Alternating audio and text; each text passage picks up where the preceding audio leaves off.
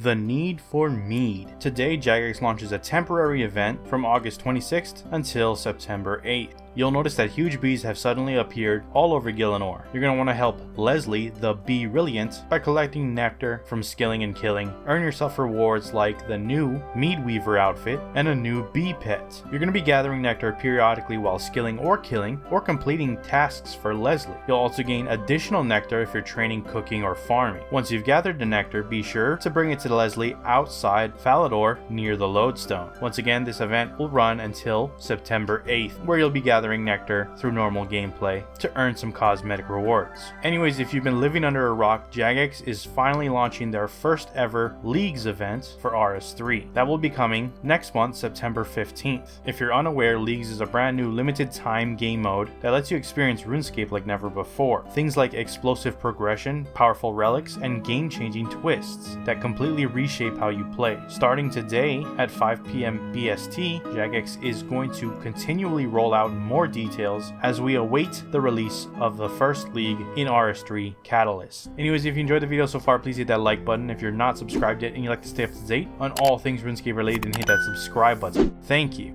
That said, we're now going to look at the patch notes and see what's been updated with today's update, so let's go ahead and check it out. Starting off with some hot fixes, added a variety of restrictions inside the buildings within Fort Ferentry, combat and skilling dummies, various transmogrification rings such as the Ring of Trees, Saren Prism spells, and Magma Tempest. They also made Magma Tempest and the effects of the Opal and Sapphire Aurora and Scripture of When only displayed to the caster player if cast inside Fort Ferentry. Taking a look at a Masket, added a Masket preset to the bank, fixed an issue that resulted in a grouping system showing not all members meet the requirements for this group when selecting a regroup queue for an Unmasked Devourer encounter. Modest Crocodiles don't reflect passive damage anymore and can't be damaged by passive effects. Fixed a number of typos within the Unmasked Devourer boss encounter. When teleporting in Phase 7 during a Masket, the player will no longer try and path towards the southwest corner of the throne room if they had a walk queue pending. Moving over to Tuska, fixed an issue where the Call of the Ancestors quest journal referenced the Remove Tuska crash site, fixed an issue that resulted in Benedict's world tour from being incompletable due to the removal of Tuska. Now that part of the world tour will be on Anachronia. Fixed an issue that allowed shooting stars to spawn on the now removed Tuska site. Fixed an issue where an incorrect tooltip appeared when hovering over the Tuska Wrath ability codex in the Mazcav raid rewards interface, and increased the spawn rate of the Beastmaster Hound NPCs as they previously took around a minute to respawn. Now they've been increased to around 10 seconds. Lastly, we got some general changes. Fixed an issue that prevented moonstones from dropping when looting ghost implings. Scriptures and Arathor's Grimoire can now be shredded to give 10 pages. This destroys the item in the process. Updated greater barge drop rate in solo ED2 encounters to be consistent with greater fury and flurry codices from 1 in 100 to 1 in 83. Augmented custom fit masterwork magic robe top and bottom and augmented masterwork magic robe top and bottom are now listed in the augmented magic items section of the invented workbench. All variants of Masterwork magic armor are now whitelisted in group Iron Man storage. Added a number of VO voice lines for Nagatra within the Sanctum of Rebirth to assist with knowing which attacks is coming and when. Added in a number of new VO voice lines for Nakatra within the Sanctum of Rebirth at each phase transition and boss death to add flavor and audio cues. And finally added an issue that resulted in Zemregal's Undead being missing from the Slayer creature kill list within the Beast tab. That is it for your patch notes. The links to everything discussed in this video will be down in the description below. Head on over to check them out if you wish to do so. If you missed last week's video, it'll be on screen now. Looking forward to seeing you there, and if not, I'll see you with the next RuneScape news coverage video. Until then, I am out. Aloha.